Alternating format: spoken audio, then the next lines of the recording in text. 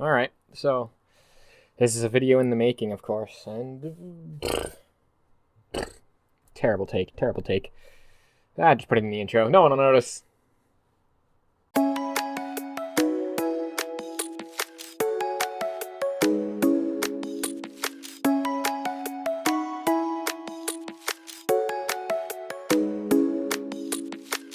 Okay, so sorry for the sparseness of videos lately. It's just that I've been playing a lot of video games and I haven't been recording, and I just school and all that stuff. So, without further ado, let's actually get into this frickin' video.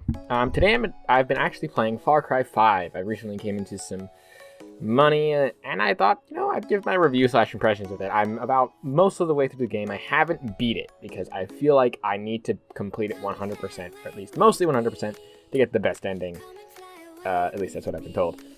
So yeah, but that's furthermore. So, let's start with saying, do I like this game? Yes, I do, actually. It's a fairly decent game. The nice 9s out of 10s and 10s out of 10s that this game has been getting is definitely well worth it, because again, it's a very good game. It's very solid, very dense. A lot of things are happening. It is huge, by the way, huge, the game world.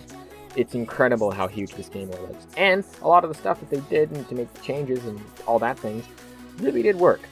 Alright, but having only played Far Cry Blood Dragon, the Blood Dragon spin-off game, for about an hour, because, I had nothing better to do, this game is definitely a very big breath of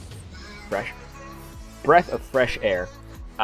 It's very nice to see how organic this game actually came together, and how awesome and overpowered your character can become at the end.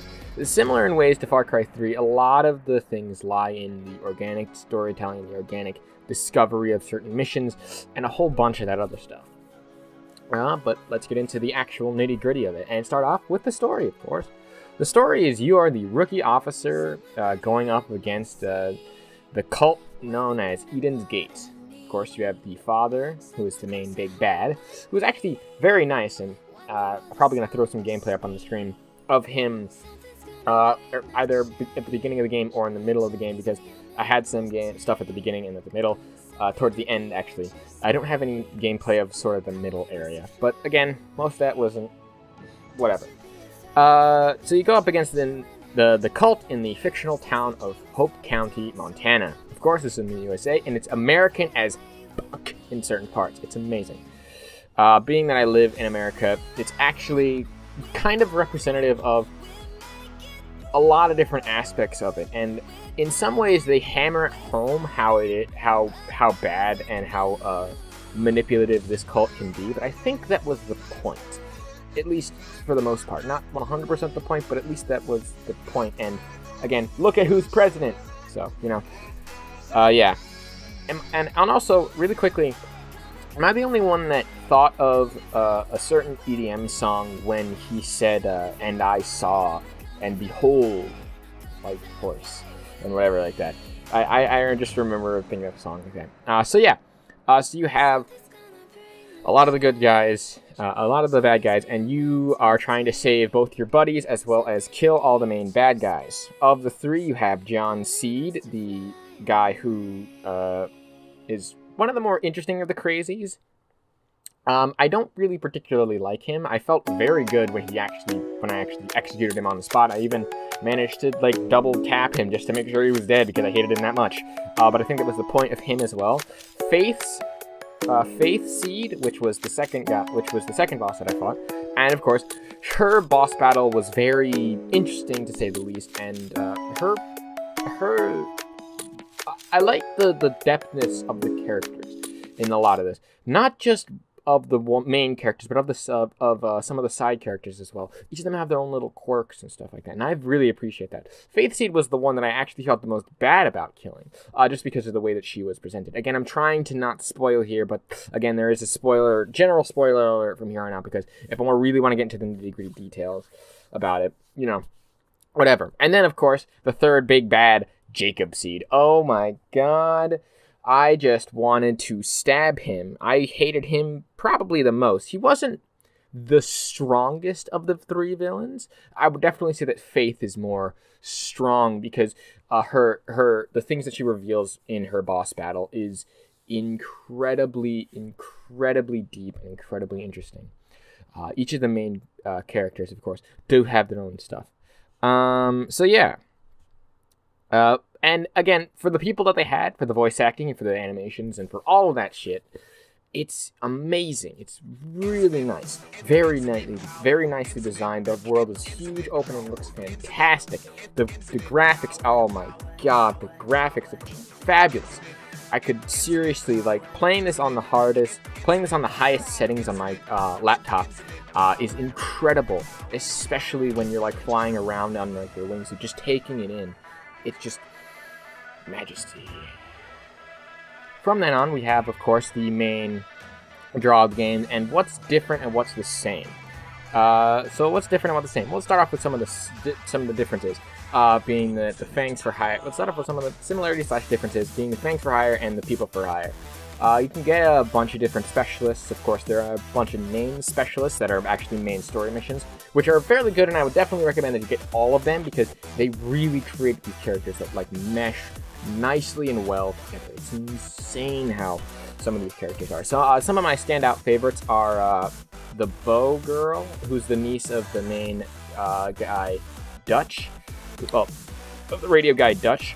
Her backstory is very, like, revealing about it, and she gives, like, while you're on the mission, she gives, like, this very detailed description of what happened to her, and I really felt bad for her. Like, I just, like, wanted to hug her. It was incredible. Of course, you have the three animals. You have a freaking bear named Cheeseburger. Seriously, that is awesome. I barely used him, though, because it was towards the end of the game, but still, like, that's freaking cool. Then you had, of course, the Peaches, the cougar. Again, another really good one. The mission to get him is hilarious. And then, of course, you have Boomer, the best dog ever. And you can pet all three of them, and it is adorable AF. To pet them. It is so amazingly hilarious because you can get a few different pet animations for each of them, and it's just so cute for each of them. Boomer's is probably the cutest because I like dogs. But again, of course, you can pet all of them, and that's pretty awesome.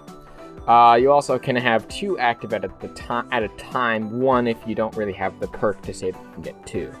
Which is fine. Of course, you can get regular old standard non-named characters, which are just like standard NPCs that you can hire. And there are, like, different categories of them, and you can have, like, a mixed build of stuff like that.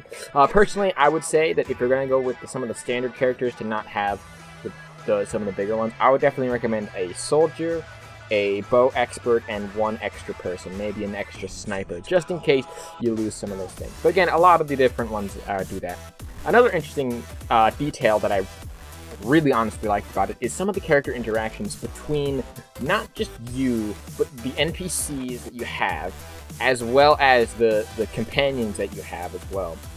Depending on the companion, and depending on who you have with you, and depending on if you have, like, a pet or something like that, there will be these background comments that I really like, make the world incredible to be in.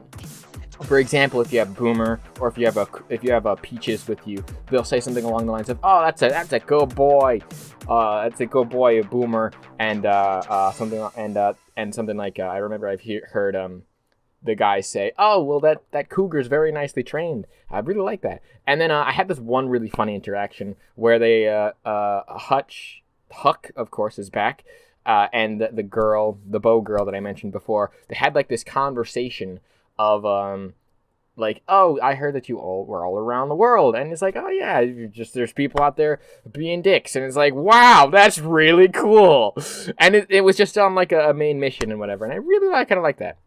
So yeah. Next, so what is interesting else? There's also the interesting progression system, and there's no, like, linear progression for the most part. You can mainly just pick and choose which kind of stuff you want for various aspects of your character. Which I kind of like, because this means that you can get some of the good stuff right off the bat and be like, hey, I'm a super soldier right there.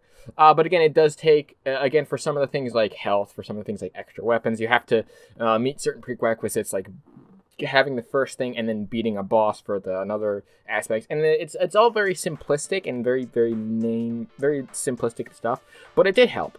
It really did. It honestly did, and I felt that it really kind of helped you kind of personalize your own experience, so you could get certain perks right off the bat, and then have certain other perks like weight and wings, and be like, okay, so how am I going to do this? Okay, I need to go to this pressure stash, grab these perk points, go to here, get this and that and the other thing, and then you find them organically, and it's just incredible, and it's amazing.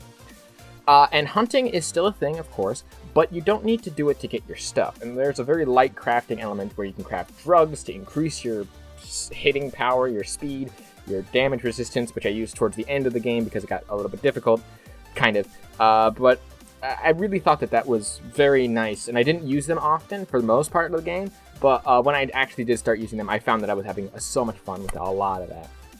And of course, you can craft a grenade, you can craft a dynamite and C4, Molotovs, and even like tripwire mines, which I find very interesting and especially useful for taking out like some of those things that you want to take out like that.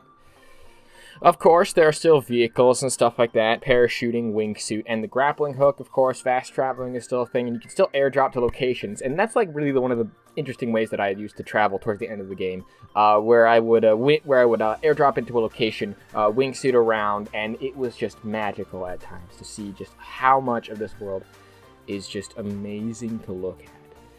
Some of the best base jumping spots would definitely have to be on top of the mountain in Faith's region. That's probably the best spot. And of course, there's references and Easter eggs and stuff that you can find. But some interesting moments, just to rattle them off really quickly, is the first time climbing the mountain to get to a location, to the first big jump spot that I actually jumped off of, which was on top of the mountain in Faith's region. Then there was the cool little moment where I had in the haunted mansion, which was amazing to see for the very first time, and it was just so scary at points. They really did a good job with that, but when I went back to it, unfortunately they didn't have the same scare factor, so I didn't record it. But I did record it the first time because I'm like, I need to record this to get at least some footage here to say that I did go to this prepper stash, and it's very nice. Especially, it's a nice little homage to a little so-called movie, if you really want to get into that. But there are a lot of things to really kind of consider about this game.